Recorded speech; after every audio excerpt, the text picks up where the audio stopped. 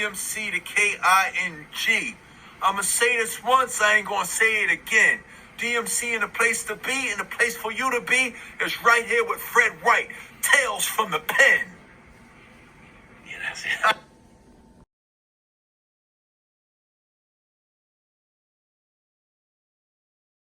First, the search for the gunman who killed a teenager in the Bronx. Good evening, everyone. I'm Joe Torres. Sandra has the night off. Police believe the victim, 13-year-old Jarian Elliott, was not an innocent bystander and could have been targeted. The shooting happened this afternoon on East 187th Street in the Bronx. Elliott was shot several times in the chest. Eyewitness News reporter Sonia Rincon joins us from the scene tonight in Belmont. Sonia? Yeah, Joe, it was a shooting that left a 13-year-old dead and parents of teenagers here horrified that someone could do this. The NYPD tonight is asking for anyone with information to help them find the killer. Police marked multiple shell casings inside and outside Angel's Cafe as they gathered evidence throughout the evening. Heard about 8 rounds, and I came outside about 10 minutes later and seen chaos. And it's a shame that this is happening early in the daytime. People can't even come out. Surveillance video from across the street captured some of that chaos as an ambulance brought the young victim to the hospital where he would be pronounced dead. A tweet from NYPD Chief of Department Rodney Harrison calling it a gang-related shooting, saying the victim was the intended target. The victim lived only a block away and was identified as 13-year-old Jarian Elliott. Outside his building tonight, candles glow in the shape of his initials, J.E. It's really messed up, you know. These young kids out here with these gang-related things. It just breaks hearts, man. I just send my love to their family. Neighbors here in Belmont say they're hearing more gunshots at all hours and that it's so easy for kids to get mixed up with the wrong crowd. Erica Aviles saw the chaos and thought of her own kids. They're a little older, saying she's seen too many teens around here get caught up in gangs. I guess they... Salute, people, we're back. Fred White, Tales from the Pen. If you're new to the channel, go down and hit the subscribe button. Click the bell notification and then click the word all. That was tough to watch. There's almost no words. A 13-year-old boy gunned down in the Bronx. Somebody jumped out of a car, up the tone on him, shot 8 times. So it wasn't like this little boy was like an innocent bystander hit by a stray bullet. Wasn't that. He was targeted. Don't know the scenario, don't know what happened. But the facts of the matter is there's a 13-year-old boy dead. A 13-year-old boy that was stalked and gunned down in broad daylight. I mean, in front of everybody. There's a couple things here. Number one, rest in peace to that little boy. And number two is, whoever did it is going to get caught pretty soon. Because you can't do stuff like that, especially in broad daylight. Especially in broad daylight. And especially a 13-year-old boy. Child shooters, kid shooters, anything like that, there's not like too many open cases of 11, 12, 13-year-old boys getting killed, and there's, murders go unsolved in shootings in New York. And you're gonna get caught, in other words, is what I'm saying.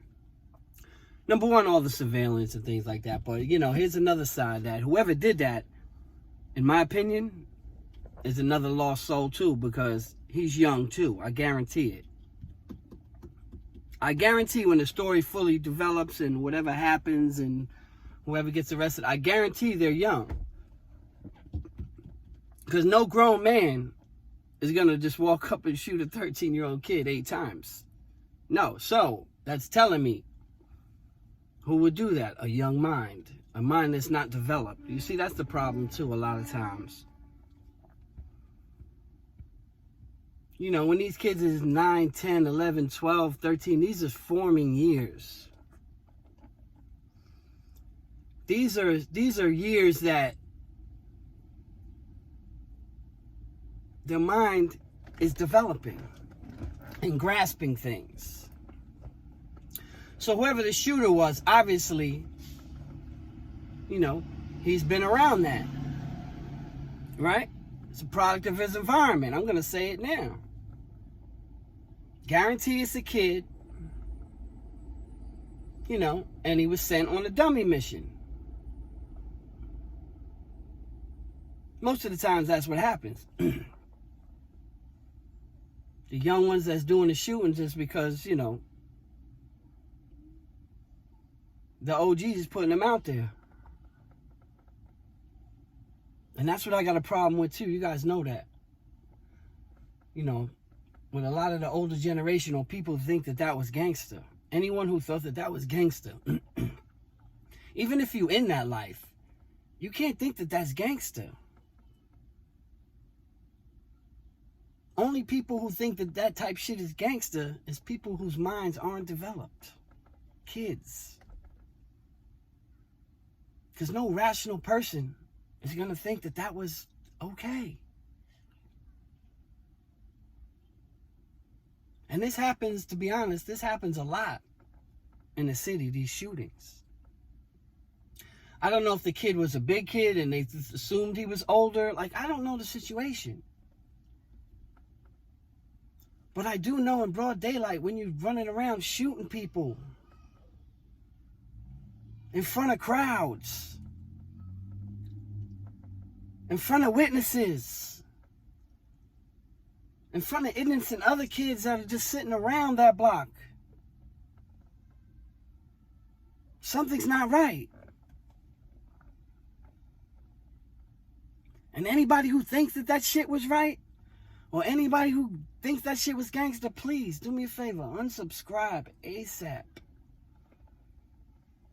There was nothing cool about that because so many lives, you know, got affected by that, man. That little boy was 13. He had a family. Don't know if he had any brothers, sisters, siblings, but I'm sure he has family and people who care about him. And the shooter who will be caught, facing the rest of his life, probably in prison, probably a kid, maybe, 16, 17 himself, man. Not really understanding the consequences when you pull those triggers. Because you know what happens too. Here's a lot of things. A lot of times these dudes are doing these drive-bys and running up on people and shooting and doing all that.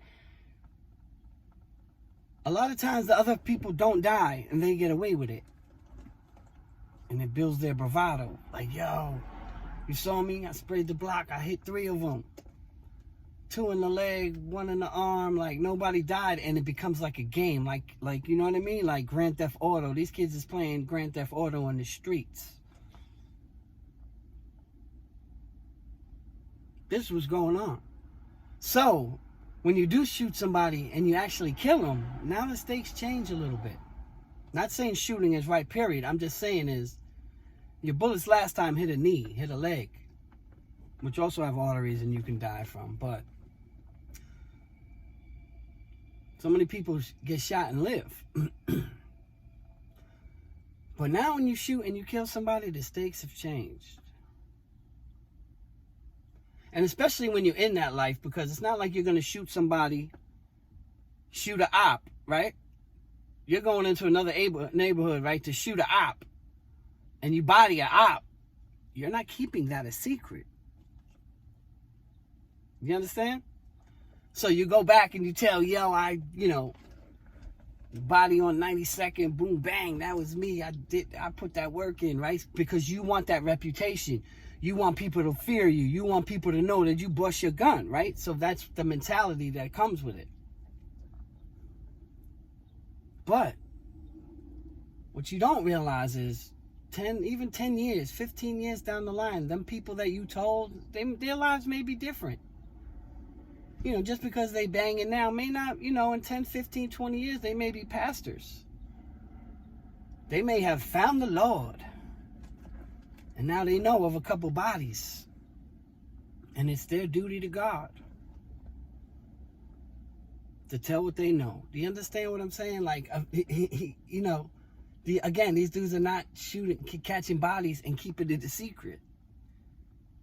And now a lot of this new generation are catching bodies and putting it on video, going on Instagram Live like a few minutes after. And it's just a weird generation to me. No disrespect, man. Every generation is different. You know what I mean? My generation used to look at the last generation a certain way, so I get it. I understand. But this generation is just a little different to me. Like, you catch a body and then, you know what I mean, go IG Live on the block. Like, yeah, watch the news tomorrow. Wait, what? You know what I'm saying? I'm just not from that generation. That's just not my thing. You know, again, my generation didn't have video, so, you know, in my time, I might have had a few videos out when I was young. You know what I mean? But like I always say, the blueprint is there. You see, all these dudes is getting knocked from what they do on Instagram. All these dudes are getting knocked from what they do on social media. And government is putting cases together, right? Like pieces of a puzzle. That's what the government is doing. They're sitting back watching all these IG stories. You flossing this money. You putting these guns up there. And then you got these people. These people are starting to annoy me too. The ones who are on there pumping their shit, you know, they drugs on IG. Like posting the pictures of all their weed and everything that they have and hit them up in their DM and... What? Oh my God. Yeah, it's easy money. I hear you. Two things. Whoever's doing that, either you're an idiot, or you're a government informant already and it doesn't really bother you. Or what the intelligence is doing now, they're setting up those type pages. So now when you come to buy that, whatever you buying off Instagram, you're dealing with police. This is what I'm saying. Like, I just don't understand. Right? And I get these people, a friend of me, whatever the fuck, following me, whatever the fuck. And when I go to their page and I see that, like, you know, I see what's on their page, I don't follow. I don't do all that.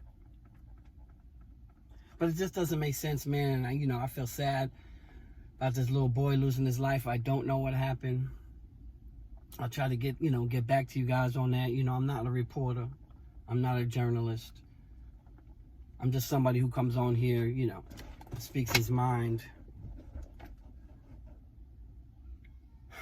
about certain things he feels strong about, right?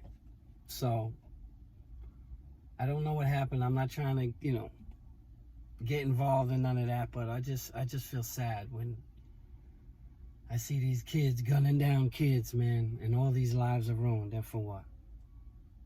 For a street cred, for a reputation that's gonna do nothing for you behind the wall, because you're gonna have to do it again.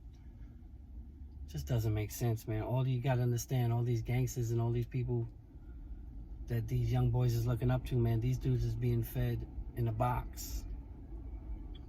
These dudes are being fed meals through a slot in their door. So, be careful who you look up to. You guys know the motto, experience is the greatest teacher. But somebody else's experience could be just as valuable if you pay attention and listen. And on that note, Fred White, signing off.